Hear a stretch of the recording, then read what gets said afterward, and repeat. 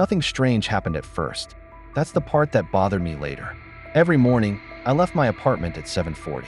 Not because I had to, it just felt right. Same shoes, same route, same pace down the stairs. I liked knowing what came next. The first thing that changed was the stairwell door. One morning, it was already open. I remember slowing down, staring at it, annoyed more than afraid. I always closed it behind me. Always. I assumed someone else had used it. Small things like that started happening. The trash was taken out when I forgot. The hallway light was already on when I reached the switch. My chair at the kitchen table wasn't pushed in the way I left it. Nothing was missing. Nothing was broken. So I told myself it was coincidence. Until someone said hello to me by name. It happened in the stairwell. A man passed me going up as I was going down. Normal clothes. Normal voice. "Morning," he said. Then, casually, "You're running a minute late today." I stopped. He kept walking. I stood there, listening to his steps fade upward, my heart beating too loudly in my ears. I was late that morning, by 1 minute. I didn't see him again for days, but I felt him. Someone always seemed to be behind me, far enough away to be polite, close enough to notice when I slowed down. At the cafe near my building, the barista said, "Same as usual?" before I opened my mouth. At work, a coworker laughed and said, "You always sit there." When I chose a different chair, it felt like my habits were no longer mine. One evening, I came home early. The hallway was quiet. My apartment door was closed, but the welcome mat was straightened. I never do that. Inside, everything looked normal, except the chair. It was pulled out, facing the door, as if someone had been waiting. I didn't sit. I stood there, listening, until I convinced myself I was overreacting. That night, I forced myself to change everything. I stayed up late, skipped dinner, left my shoes by the couch instead of the door. I felt proud of myself, like I'd broken something invisible. The next morning, I woke to a knock. Soft, careful. I didn't answer. The knock came again. Then a voice. "You usually leave at 7:40. I didn't move. "You didn't yesterday," the voice continued. It made things confusing. I held my breath. "I don't like confusion," he said. The door handle didn't turn. The footsteps walked away. I moved out a week later. Different building, different floor, different routine. I tried to live randomly. Messy, unpredictable. It helped. Until yesterday. I was walking home at an unusual hour when I heard someone behind me. Not close, matching my pace. A voice spoke, gentle, almost relieved. "There you are," it said. "I was worried you'd forgotten yourself." I didn't turn around. That's what finally kept me calm. I kept walking at the same pace, listening to the steps behind me match mine. Not closer, not farther. Patient.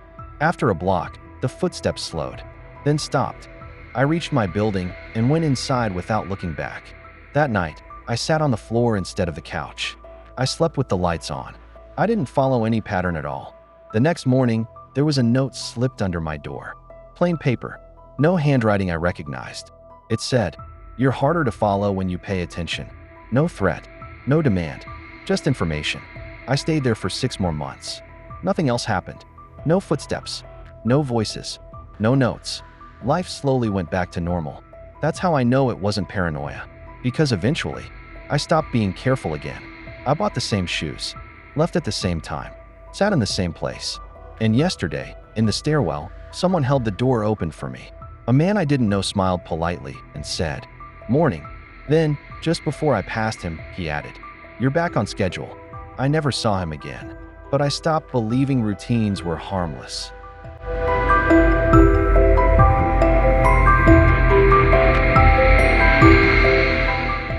The first thing people said was that I looked better, more rested, more focused. My coworkers smiled at me the way you smile at someone who's finally getting their life together. But what scared me was this. I didn't remember doing any of the things they were thanking me for. I work an ordinary job, office, desk, same commute every day. Nothing about my life was unusual enough to remember clearly. And that's important, because when life is repetitive, gaps don't stand out at first.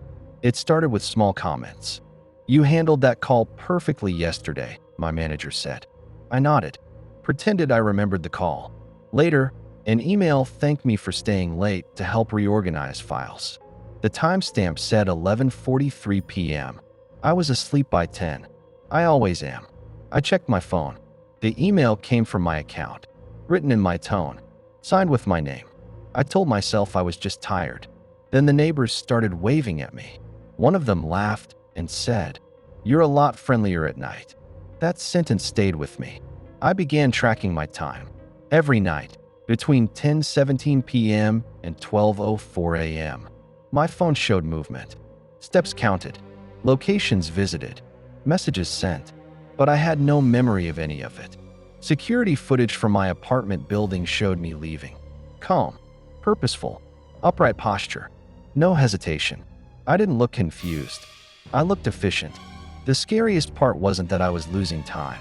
It was that the version of me in those hours seemed better than the one writing this now. One morning, I found a note on my kitchen table, written in my handwriting. "Stop trying to catch me." My hands shook, not from fear, from recognition. I knew that handwriting. It was steadier than mine. That night, I left a reply. "Who are you?" The answer was waiting when I woke up. "I'm the part of you that fixes things." Over the next week, my life improved rapidly. Bills paid early. Apologies sent to people I hadn't spoken to in years. My boss hinted at a promotion. Everyone said I'd changed. I finally confronted it. Coffee, lights on, camera recording. At 10:17 p.m., my vision blurred. Not darkness, not sleep, just silence. When I came back, I was sitting perfectly straight, facing the camera, smiling. The recording showed me speaking. "I know you're watching this later," I said calmly. "You panic too much. You hesitate. You ruin things." I leaned closer to the lens. "So I take over when you'd mess it up." Then I said something that made my stomach drop when I watched it back. "You can rest now. I've got it." I tried to fight it after that. Tried staying awake longer. But the gap started spreading. Mornings disappeared.